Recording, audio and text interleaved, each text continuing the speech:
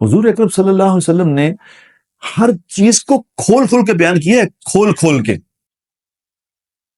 کیا خوبصورت دعا ہے. اللہم انی اعوذ بک من زوال نعمتک وتحول عافیتک وفجاعت نقمتک وجمیع سخطک. ہے کیا دعا ہے یہ، کیا دعا ہے کہ اے اللہ. اس کا مطلب کیا ہے؟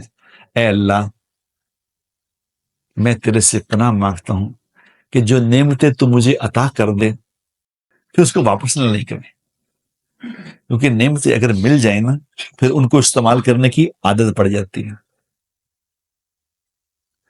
اب نعمتیں چھینی نا، اب واپس نہ لیں. تو اب آگے کیا؟ تحول عافیتی کا. تحول عافیتی پتہ کیا ہوتی ہے؟ آپ لوگ دیکھے ہوں گے، ایک تو نعمتیں چھن گئیں، ساتھ بیماری بھی آ گئی، پیسے بھی نہیں رہے، گاڑیاں بھی نہیں رہیں، اور ساتھ گردے بھی فیل ہو گئے، ہارٹ اٹیک بھی ہو گیا، شوگر بھی لگ گئی. تو نبی نے کیا سکھایا کہ اللہ سے صبح شام میں دعا مانگا کرو، یا اللہ ایک تو نعمتیں نہ چھینی، اور دوسرا کسی ایسی مصیبت میں نہ پھنسائیں جس سے میرا دل کمزور ہو جائے. ایسا نہ کریں. جو یہ صبح اور شام کو دعا مانگ لے گا اللہ تبارک و تعالیٰ کبھی اس کی نعمتیں واپس نہیں لے گا، اور نہ ہی کسی مشکل میں پھنسائے گا، زندگی آسان کر دے گا.